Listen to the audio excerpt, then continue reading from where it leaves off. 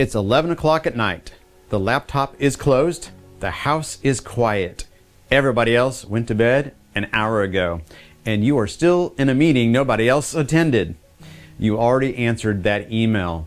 Now you're answering it again, but better this time, with the sentence you should have used. You're replaying something somebody said in the hallway, trying to hear it a different way. And under all of it is something you would never say out loud.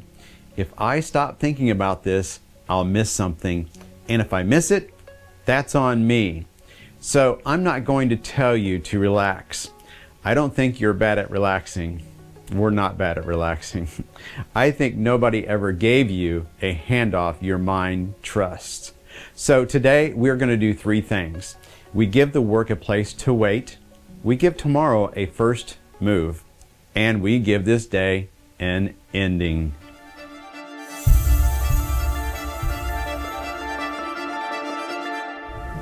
Maybe you know this one.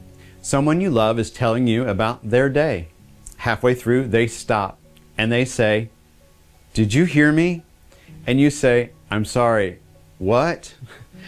You were sitting right there, 3 feet away, looking right at them, and you were at work. Then comes the guilt, because you love that person and you always want to do good work, and you still want to love the person you're with. And somehow those two things just fought over the same 5 minutes, and work won again. And here's the lonely part. From the outside, you look fine. You're nodding in the right places. Inside, you're still on call. Not every work thought after 5 o'clock is a crisis. Sometimes a good idea shows up in the shower. Just be sure to write it down before the shampoo takes credit for it. But unfinished work usually isn't the problem. Unplaced work is. Here's what helped me. For a long time, I thought the problem was that I couldn't stop thinking, like there was a switch in me that didn't work. You may have decided something similar about yourself. Researchers have a name for it: psychological detachment, setting the work roll down when you're off the clock. It doesn't mean you stop caring. It means work doesn't get to own every hour by default. And that helped. Not because a name fixes anything, but because it meant I was failing at a real thing, not as a person. Unfinished tasks do follow people home. You're not imagining that pull. But here's the part that got me. In the lab studies, people wrote down a specific plan for what they'd do next. One they actually believed. And the pull got quieter. Not because the work got done, because the work got answered. Your mind isn't demanding that you finish it tonight. It's asking one question, the only way it knows how. What happens next? A list says the work exists. Your mind already knew that. A next move tells the work where to go. So, I live on a dairy farm. Allow me to tell you about the end of a day out there. By evening, I'm tired in a way that's hard to explain. Hands are sore, my boots are heavy, but there's one part I look forward to. I bring the cows a little sweet mix and some cattle cubes. And when they're done eating, they come over and they just start licking me. Big, rough, and completely unbothered about it. And for a minute, I'm not a man with a list. I'm just part of the herd. You see, nobody out there needs a status update. Nothing about that moment requires me to be impressive. That's the release. Not that the work got easier, that for 1 minute I stopped being the person responsible for all of it. The farm is never finished. There's always a tomorrow hiding in that barn. But I don't carry the whole farm into the house with me. I walk out knowing 3 things: what has been handled, what needs watching tonight, and where the morning starts. So I turn the light off. I don't stop because everything is done. I stop because the responsibility has somewhere to go. And I should be honest with you. I'm good at ending a day in a barn. I'm still not great at ending one at a desk. The barn just showed me what an ending is supposed to feel like. That's what office work never gives you. The inbox doesn't empty. The project doesn't move when it needs you. It just sits there looking important. So the day ends on the clock. It doesn't end inside you. And your mind keeps repeating it because nothing else is. We think discipline means knowing when to start. Under pressure, discipline also means knowing when to stop. That's the R in clear. The framework I teach here. Repeat with discipline. But not repeating the work all night. Repeating the ending so your mind doesn't have to repeat the day. 3 moves: capture, close, cue. It's about 7 minutes. 5 is fine. 10 is fine. 7 is just a container, not a magic number. So we're ending the workday, not adding a ceremony to it.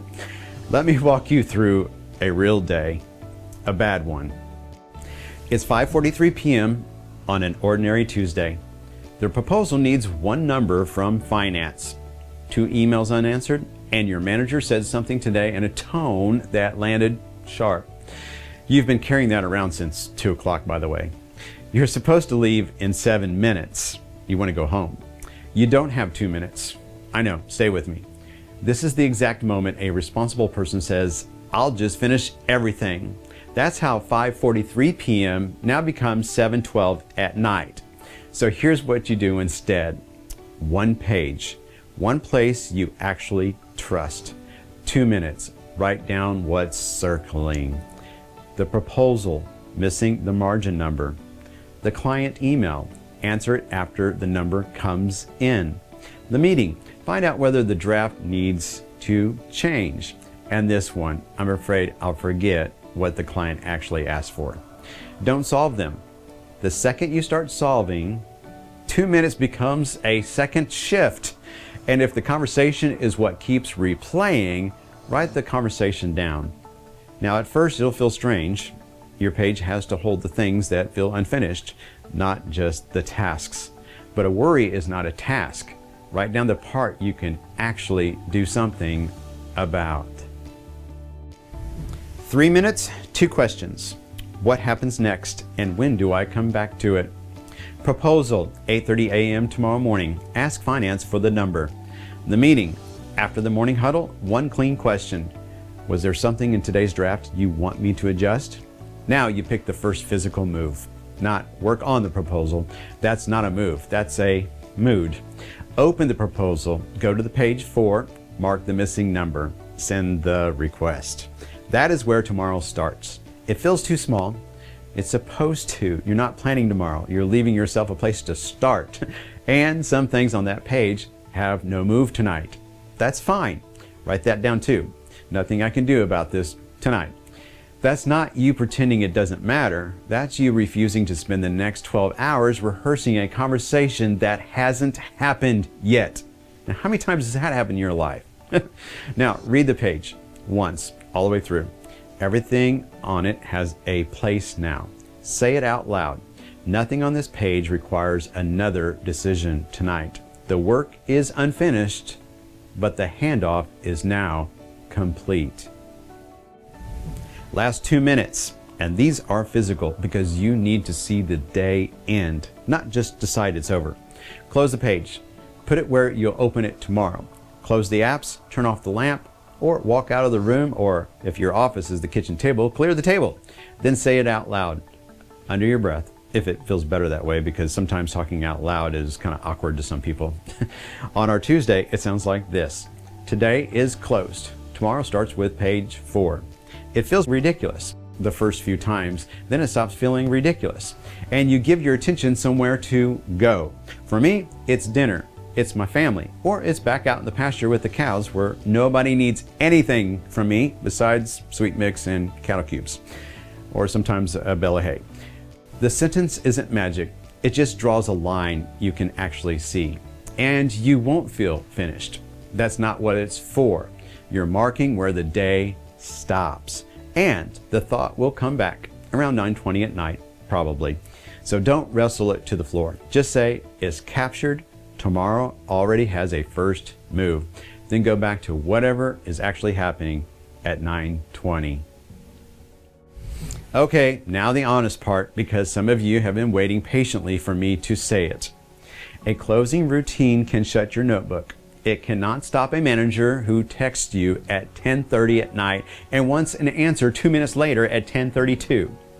It can't fix a job that's short 3 people, or 2 deadlines that contradict each other, or a place where being always available is how you prove you care.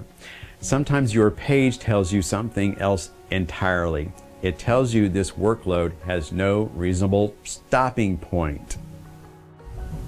Okay, now go back to 11:08 p.m., the part I mentioned at the start of the video. Nothing has changed. The email is still unfinished. The meeting is still on the calendar, but the work has a place. The next move is picked. Nothing else needs deciding tonight. You don't have to finish everything to be finished for today. And tonight is not leftover time. It isn't what's left over after work took what it wanted. This is your life, not the break from it. This is the part that counts. The people you love should not have to compete with the meeting that ended 3 hours ago. And you shouldn't have to prove you care, not by letting your work follow you into every room in the house, that is. You can care deeply and still close the door. You can be responsible and unavailable at the same time. You can let tomorrow arrive tomorrow. Try it for 5 work days. What closes the day for you? Laptop shut, light off, a walk, 1 sentence. Just tell me in the comments. And if one unanswered question still becomes an entire worst case future, that's a different kind of pressure.